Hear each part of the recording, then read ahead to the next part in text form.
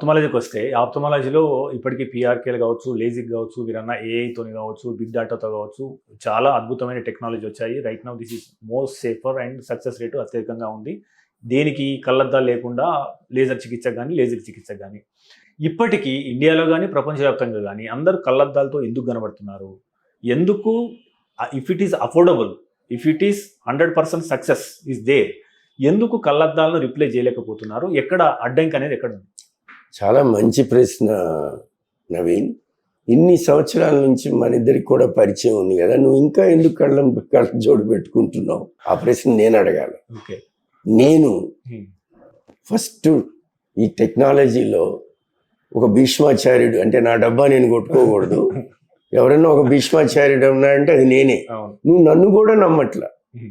అట్లాగా పేషెంట్ తనకి అవసరాన్ని బట్టి ట్రీట్మెంట్, అంతేగాని ప్రతి ఒక్కరికి కళ్ళజోడు తీయాలన్న అవసరము లేదు, చేయాల్సిన అవసరము లేదు, చేయించుకోవాల్సిన అవసరం కూడా లేదు. కళ్ళజోడుతో తృప్తి. నా దగ్గరికి వచ్చే పేషెంట్స్ కూడా ఒకే ప్రశ్న, are you happy with your glasses? Sir I'm happy. మరి ఎందుకు వచ్చావు? సార్ నాకు స్పోర్ట్స్ అనో. కొంతమంది చెప్పేస్తారు కాస్మెట్ నాకు పెట్టుకోవడం ఇష్టం లేదు సార్, నా కళ్ళద్దాలు లేకుండానే నాకు బాగుంటుంది. అట్లాగా నీడ్ బేస్డ్ ట్రీట్మెంట్ నేనున్నాను. ఇయర్ 2010లో జర్మన్స్కి నేను ఒక మోస్ట్ రినౌండ్ రీసెర్చ్ చేశాను హైదరాబాద్లో. ఈ హైదరాబాద్ తెలంగాణని వరల్డ్ మ్యాప్లో పెట్టారు కంటి వైద్యంలో. ఆ రీసెర్చ్ చేసి అది ఎవరు నా దగ్గర నుంచి తీసేయలేరు. దాన్నే femto laser assisted cataract surgery అంటారు. అది చేసేటప్పుడు నాకు ఒక ఆలోచన వచ్చింది. వయసు వచ్చి రీడింగ్ గ్లాసులు వచ్చిన వాళ్ళకి, లేదా శుక్లాలు వచ్చిన వాళ్ళకి, లేదా కళ్ళజోడు వద్దనుకునే వాళ్ళకి 40 ఏళ్ళు దాటిన తర్వాత కళ్ళజోడు తీసే ఒక విధానాన్ని నేను డిజైన్ చేసి ఎవరి మీదన్నా ఎక్స్పెరిమెంట్ చేయాలని, వాళ్ళు వీళ్ళు ఎందుకని నా మీద నేనే చేసుకున్నా. మరి ఈరోజు నేను కళ్ళజోడు పెట్టుకోవట్లా. కానీ ఇప్పుడు నువ్వు అడిగిన ప్రశ్నకి కళ్ళజోడు నా పెట్టుకోవడం ఇష్టం లేదు. ప్రతిసారి నేను కళ్ళజోడు తీసి ఆ మైక్రోస్కోప్ మీద పేషెంట్ని చూడాలా, మళ్ళీ కళ్ళజోడు పెట్టుకుని నా నోట్స్ చదవాలా. అట్లా రోజుకి 150 సార్లు మళ్ళీ ఆపరేటింగ్ థియేటర్లో. అది ఓకే సార్. అంటే ఇప్పుడు మీరు మనది విషయం పక్కన పెడదాం, లార్జర్ స్కేల్లో ఆలోచిద్దాం. లార్జర్ స్కేల్లో ప్రజలు ఎందుకు మొగ్గు చూపట్లేదు అంటే, ఒకటి అవగాహన లేకనా, లేదా అంటే సర్వేంద్రియం నయనం ప్రధానం అన్నట్టు దీనికి ఏమన్నా అయితే ఇబ్బంది అవుతుంది కావచ్చు అని ఆలోచన, లేదా అది వాళ్ళు అఫోర్డబుల్ లేకపోవడం వలన.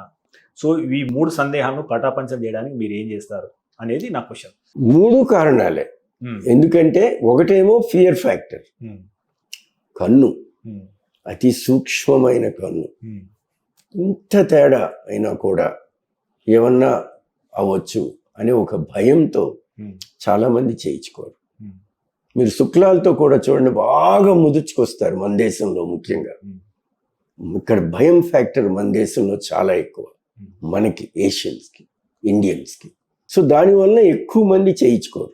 కళ్ళజోడుతో కనపడుతున్నంత కాలం సేఫ్ రా బాబు, సుఖంగా ఉందాం అని వాళ్ళు చేయించుకోరు. అది ఒక కారణం. రెండో కారణం ఆర్థిక పరంగా చేయించుకోవాలనే కోరిక ఉంటుంది, కానీ అసలు వింటుంటేనే అంత డబ్బు మనం పెట్టుకోగలమా అని ఒక ఫినాన్షియల్ ఫియర్. అది రెండో కారణం. మూడో కారణం ఏంటంటే, కళ్ళజోడు లేకుండా కాంటాక్ట్ లెన్సులు పెట్టుకుని టెంపరీగా గడిపేసే పరిస్థితులు కూడా ఉన్నాయి. లేజరే చేయించుకోకర్లా కళ్ళజోడు లేకుండా ఉండాలంటే. సో కాబట్టి అవి కూడా ఆ విధానాలు నాన్ ఇన్వేజివ్ టెక్నిక్స్ అంటారు వీటిని, మనం ఏం ఆపరేషన్ చేయకుండా అవి ఉన్నాయి కాబట్టి అవి చేసుకుందాం. ఇట్లా రకరకాల కారణాల వల్ల చాలామంది చేయించుకోరు.